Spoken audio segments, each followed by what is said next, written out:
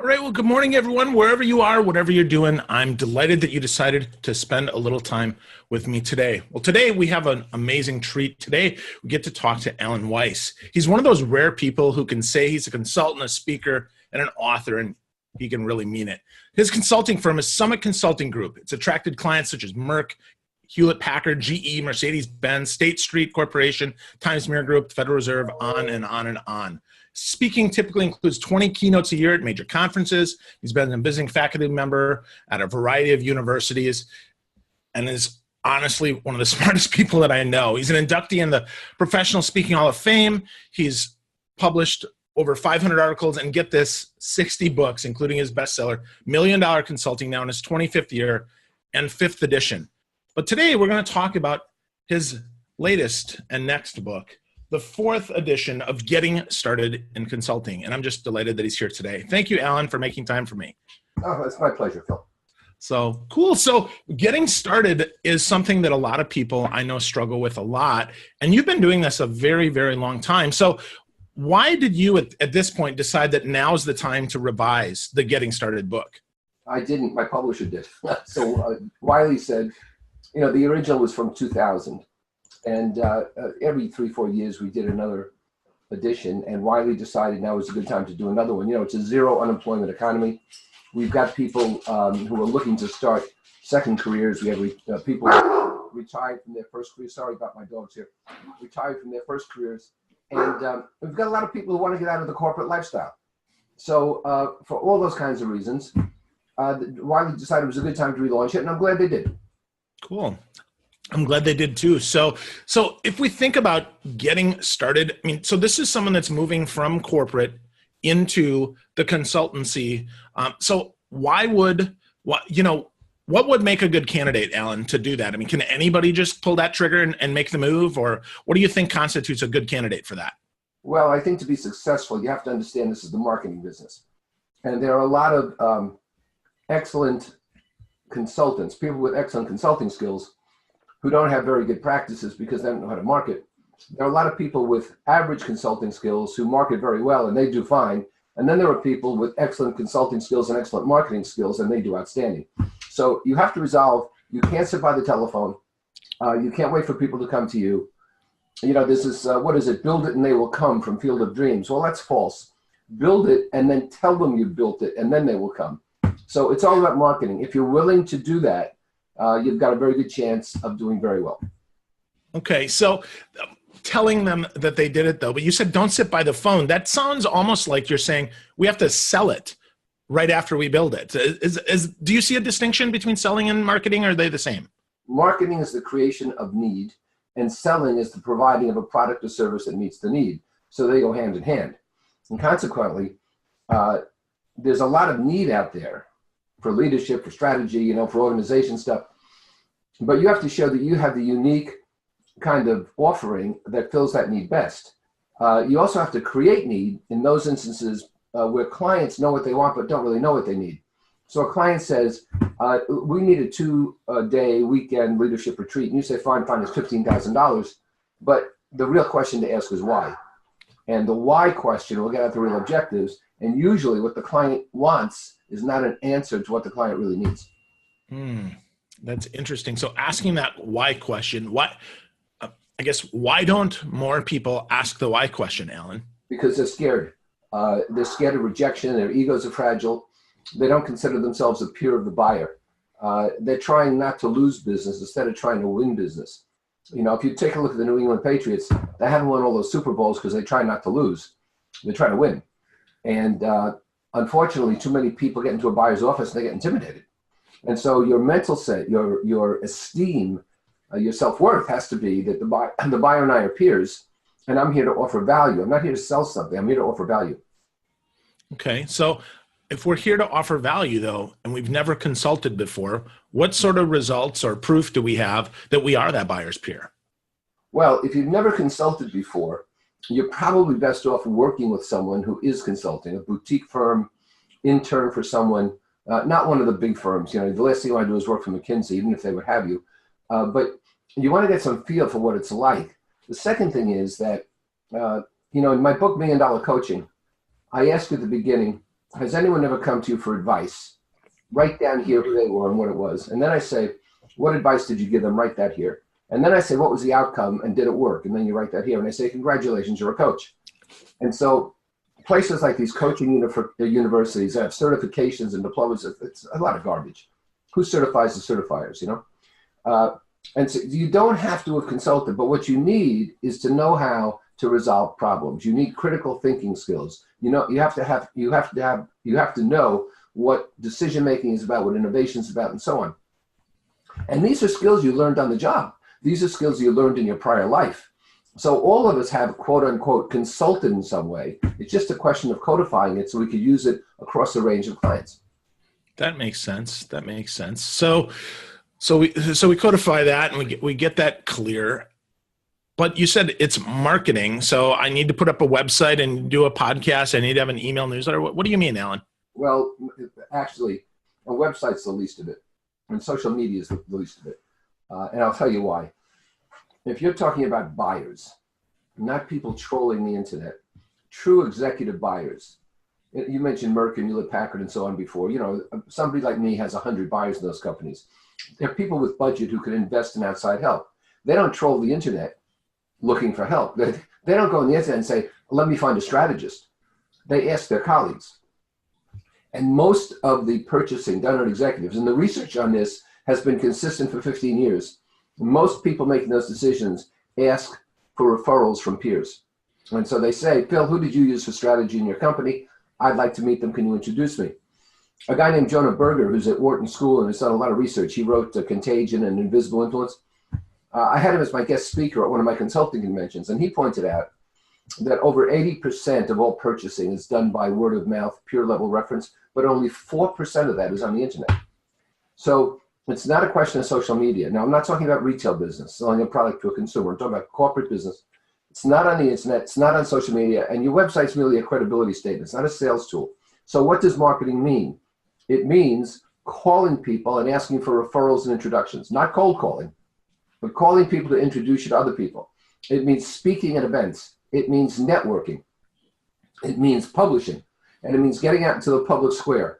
That's what you have to do to market. And if you're not willing to do that, if you're not comfortable doing that, then don't leave your day job. That makes so much sense and is so simple. And yet I don't think that's why people leave their job. They feel they got bored, they tapped out, it's too much work, they weren't appreciated. But if they don't have any of those skills, they're not going to be successful as a consultant either. And they were just fortunate to have a 9-to-5 that didn't require those skills, or? Well, first of all, in the organization world, most people don't leave organizations, they leave bosses. And so somebody complains and moans and groans and whines about their boss. Well, either do something about it, talk to the boss's superior, or get out. But stop whining about it. And if you do get out, have a plan. But don't stay there and be miserable. And don't assume you can just go out on your own. There are ways to do this with a methodology, with a systematic plan that will tend to make you more successful. But there is no barrier to entry in consulting. Anyone can hang out a shingle and say, I'm a consultant. But that's also the problem with it, in that people do that without a clue as to what they should be doing next. Okay. So we start making those calls. We start asking for referrals. We get all that. What do we do with that, though, Alan? I mean, I gathered all that info, and now, I mean, is that where I set up my packages, or what's next? You don't have packages. You're an advisor, and so you set up a meeting. You set up a meeting with what I call an economic buyer, and that's someone who can authorize a check for your value, and you develop a trusting relationship, and you look at the issues that are priorities for that buyer, and you demonstrate how you can help resolve them. You might be solving a problem, making a decision, creating something new, or just validating what that buyer already wants to do, which is also valuable. So it's based on a trusting relationship, and it's based on providing value to that buyer. That's why a consultant who charges by the day, or by the hour, by any time unit is an amateur. Okay. So with an economic buyer, though, how do we demonstrate that value? I mean, where do we even go with that? Do they even know how we're going to measure that, Alan? Well, you ask certain questions. Language is everything. You know, I have a book, an ebook called The Martial Arts of Language. And what you say is something like this. If I were meeting you and we were introduced by someone, I would say, Phil, what prompted you to spend the time with me today? Why did you do that? I hear what's on your mind. Now, you might say, well, it was a courtesy to my friend. And then I'd say, let me ask you a question I ask a lot of people. If the board of directors gave you $1 million, what would you do with it? And nobody says, I'd give it back. Right? So they say, I would fix this, I would build that, I would experiment with this, and now you know what their priorities are. And then you say, I can help you with that. Let me suggest some things you should be thinking about right now, right in the present. You're not consulting for free, you're providing value. So they can say, if I'm getting this much value sitting here with this person, what would I get if I actually hired them? Okay. So that makes a lot of sense. So we're able to then listen to what's on their mind and then figure out inside there what part we fit. But what if nothing that they say fits, Alan, and we need the business? Phil, you're playing not to lose here. Okay. So you have to find something that makes sense. So for example, I never did anything in my entire career that was financial or technical. I have no interest in those two areas. I don't like finance. I don't like IT. I stay out of them. But I worked with maybe 40 different industries all over the world. Service, manufacturing, public, private, for-profit, nonprofit, all over the world. Now, how is that? Because we all have processes that apply no matter what. I can help people understand you can't solve a problem unless you know its cause. I can help people understand that a decision, you have to look at the objectives and the alternatives and risk. I can tell people that there are 3 different kinds of innovation, and so on and so forth. These are processes I can superimpose on any client. And most clients desperately need that because during the day, they're racing around putting out fires.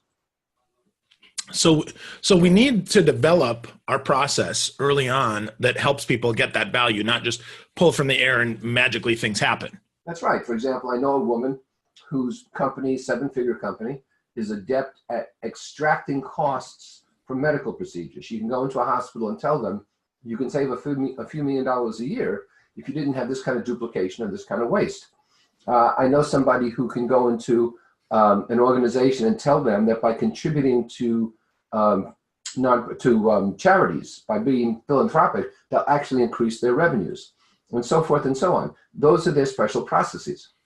Okay, well, that makes sense. And those are things that are developed over years of time. These aren't things that we just pulled out because we read one of your articles, right? These are actual areas of expertise. Well, look, I'll say 2 things. The first is you don't learn to ski or ride a bike by reading a book, right? So you have to go and try these things. But the other I'll tell you is that going back to my coaching example, we've all done these things in our lives for ourselves, for our colleagues, for our companies. It's just a matter of taking them and then redistributing them to a new environment. So it's not like we walk out there never having consulted. That makes sense. Okay. So we're exchanging value for value here. That's one of the key things you talk about. I'm going to help you save money, make more money. We're going to do that. And in return, you're going to pay that. So how do we set that fee then, Alan? Is it just a pure percentage, or where do we come up with that? Well, I believe you set fees based on value. And so I pioneered value-based fees in the consulting profession. And I have a couple of books called Value-Based Fees and How to Maximize Fees. And the point is, I never wanted to charge by the head or time unit ever again. So you take a look at what the project is worth, the completion of the project is worth to the client, and you get the client, the buyer, to tell you that. So you look at the objectives, which are the business outcomes from the project. You look at metrics, which is how you measure progress in the project. And then you look at the value derived. So for example, profit seems to be an objective, but also seems to be value. But if you increase profit, you can pay down debt, you can increase bonuses, you can hire new people, you can expand the facilities. All these are impacts from profit. Once you delineate that, you charge a fee based on your contribution, and I recommend a 10-to-1 return. So if you're improving the operation by $2 million, $200,000 in fee is reasonable. Nobody gets a 10-to-1 return on their investments. That's very reasonable. It does sound reasonable. It is. When you say it that way. Yeah, 10-to-1 makes sense. So you mentioned that you didn't choose to, I guess, revise this book, but many of your books are self-published. How do you decide which project to take on and which to pass on? Well, if you look at my multiple editions and foreign editions, they're in 15 languages. That comes to 64 books. So about 50 of them are first-time works, and only 5 of the 50 are self-published. So, that's what's 10%. And I decided to publish those 5 because publishers weren't interested, but I felt they were important books. So I published Thrive, and I published Alan Weiss on consulting, and How to Break Through Writer's Block, because publishers didn't see a large enough audience, but I saw a very specialized audience. I wanted to get them out. Okay. Okay. So that makes sense. So you're podcasting now. I listen to your podcast. It's short, sweet, and to the point, and very direct, much like you are. And why podcast, Alan? What are you seeing in podcasting that's helping your business? Well, I do a weekly podcast called The Uncomfortable Truth. It's free. And you're right. They range from, probably 8 to 10 minutes. Sometimes I go a little bit longer. And I started podcasting, I don't know how long ago, because I feel that somebody who wants to be an object of interest and is a thought leader needs to be in all media. And podcasts are very popular. People like to listen to them while they're running or jogging or driving or whatever it is. And so they can be on a mobile device. Some people learn best just by an auditory means. And I find you can express things that way, just as you can do things in video that you can't do just in text. So I like a short podcast, but I like also the consistency of having one out there every week.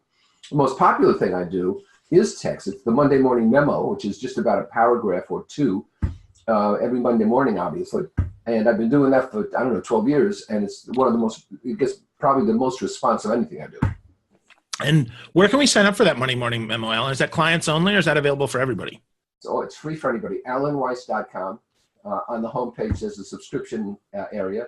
And you can get Monday Morning Memo. You can get Balancing Act, $1 Million Mindset, and so forth. And also, if you go to my blog regularly, once a month, there's a video writing on the wall, which is free. And every Friday, there's a cartoon, The Adventures of Koufax and Buddy Beagle. The adventures of your dogs that we heard earlier today. That's fantastic. So, Alan, I saw you a few months ago at NSA down in South Florida. And one of the things that you said that really stuck with me was about having, kind of the Bentley card, right? The high-end card that people can buy some of your work or time with you. Can you explain that a little bit? Because that was a really fascinating way to trade value. Well, about, 7 or 8 years ago, I started these credit cards in my community. So a Bentley card is $20,000, but you get $30,000 of credits that you can spend on my events, because I run high-end events all over the world, or you could spend it on my subscriptions and so forth. So that's the Bentley card. And I introduced the Buddy card and the Allen card, and I have a Rolls card, which is $100,000, and you get in to all of my events for free for 5 years. And I've sold 6 Rolls cards, to give you an example. I have a Unicorn card, which is you can go to all of my events for free, and I get 10% of your revenue throughout the year. So I have all these different ways of working with me. And the cards alone are $2 million revenue on them. Wow.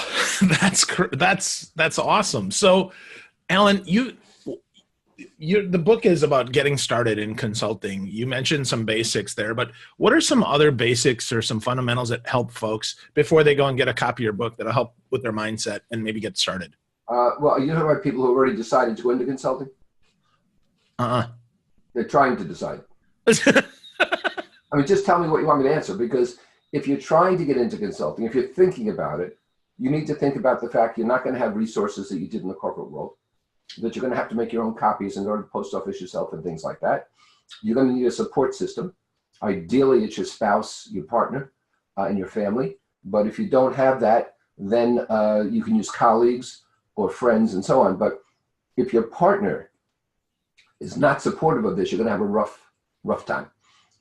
There are 2 parts of this business that are important: the relationship and the financial, and they're entwined. So you have to have about 6 months of money in the bank for your normal expenses, just in case. I think in 6 months you should be able to make your first sale, maybe sooner. In a year, you should be able to support yourself in the style to which you become accustomed. But you have to face the fact you're going to be on your own, and you have to face the fact there'll be a lot of rejection. This job, like life, is about rejection, and you can't let your ego be damaged every time someone says no. So those are the conditions for your personality, for your behavior that you have to think about. Once you go into it, don't make all the wrong turns. I've been doing this for over 30 years. I've never had an office. I'm sitting in my den here in my home. I saved about Well, at one point we checked, I saved about $450,000 or $500,000 by not having an office, rent, utilities, part-time staff, insurance. And $450,000 was exactly what it cost to send my two kids through undergraduate school. So you want to make sure you're lean and mean, and that what you make is what you keep. Wow, that's great. So you mentioned colleagues. Do you recommend joining like some association or something that's going to help us get connected to colleagues? Or do you mean colleagues like more like where, somebody pick up the phone and call someone, or what do you mean? Well, I'd recommend you get into a community. So I run these coaching and mentoring communities. They're all over the globe, and you can participate a little bit or a lot. You can go to events, or you can just be on my site. There's alansforums.com, which is part of my community, which you get in for free if you participate in other things, or for $500, you're in there for life. There's the Society for Advancement of Consulting, which is run by two women out of California. I'm going to be speaking there later this week. And they run a global community of consultants, and they have articles and meetings and so forth. There's the Institute of Management Consultants, where I'll be speaking in October at their annual event. So these are some things you have to choose from, but you have to make sure that the people you're with challenge you. You have to make sure that they're not a bunch of people sitting around giving you bad advice, because a lot of people commiserate, and they get together and tell each other they're doing well when they're not. I think most conventions, you talk about the National Speakers Association before. I have a lot of friends, and I've been a member since '86. But I think conventions are usually a case where people come together and lie about how well they're doing, Yeah, that's funny. That's funny. Unfortunately, that's true, but that's funny. So, so Alan, how do you stay sharp? How do you stay on top of the game and stay ahead of the curve so that you can serve your clients better? I know that you have tons of experiences, obviously, with the clients you consult with, but how else do you fill your head? Well, my wife and I travel the world, and I'm in a position where if I want to go somewhere, I can attract people. So we just went to Turks and Caicos and cleared our heads, just vegetating on the beach in our little private place. But we're off to San Francisco tomorrow. Then in 2 weeks is my convention in Washington. Then we go to Sicily. Later in the year, we go to Dubrovnik, and then after that, we go to Vietnam. And that's not counting our trips to the Jersey Shore and Nantucket and so forth. So we love to travel together for both business and personal reasons. I read vociferously, and I'm never without a book. Seldom a business book, seldom ever. I write all the time. I have a lot of columns and so forth. And I have a large coaching community. So during the day, I'm talking to 3 or 4 people somewhere in the world and giving them advice on what they're doing. And I have a whole lot of hobbies. So, the more active you are, the sharper you are. And as you get older and the horizon gets closer, you don't slow up, you speed up. People have to think of this differently. So when the horizon gets closer, you don't say, well, I'm going to tend my garden. Who the hell wants to tend a garden? I mean, that's a half an hour a day, please. You want to speed up and get things done. So seldom a business book, though, Alan. I explain that. I'm shocked by that. Sure. Most business books are crap. Most business books are written by academics who have no idea what they're talking about. Now, if you want to talk about a psychology book, you want to talk about a book on sociology, you want to talk about a book on positive self-talk and so forth, they're great. Jonah Berger I mentioned, Marty Seligman I mentioned, people like that. Seth Godin writes great books on creativity, Marcus Buckingham stuff. But if you read most business books telling you how business should be organized and run and what's important, they don't know what they're talking about. This is all academic nonsense. And if you get into a business, you realize it doesn't work that way.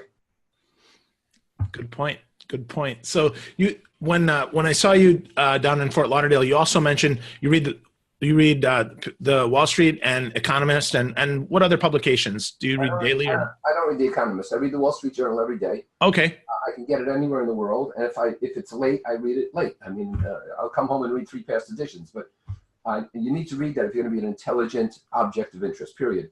I read the New York Times on Sunday, which I don't spend as much time with as I used to because it leans so far left it really falls flat on the floor. It's really too bad, but it does have some good stuff in it. And then I read the local newspaper wherever I am to pick up, what's going on. So if I'm home, I read this newspaper. If I'm, Miami, I'll read that newspaper, the Miami Herald. So those are the kinds of things I read besides fiction and nonfiction books. And I read magazines that are pertinent to my hobbies. And that's it. Great. So any last advice, Alan, maybe questions I should have asked you that you want to answer, anything else you'd like to share? I never know how to answer that question, but I'll say this to viewers. Consulting is a great profession. is going to be more in need than ever because companies don't have the residual talent they used to. Human resources is laughable these days, and that people need to look outside for help, and they want people who can come in quickly like a stiletto and fix things or improve things and leave. They don't want McKinsey descending with 300 people spending 6 months to learn their business. So it's like mammals among the dinosaurs. It's great to be a consultant, but you have to get serious and understand it's the marketing game. And if you do that, you'll have a great life. If you can't do that, then I suggest you look elsewhere. Excellent. Excellent. So folks, go to alanweiss.com, spelled like you might expect, ALANWEISS.com. Pick up his newsletter, read it, listen to his podcast. And then his new book is coming soon, Getting Started in Consulting, 4th edition, coming out on April 2nd. Hope you get a copy of that. Alan, thank you so much for making time for us today. This was really helpful for me, and I know for a lot of people. So thank you. I appreciate it. My pleasure.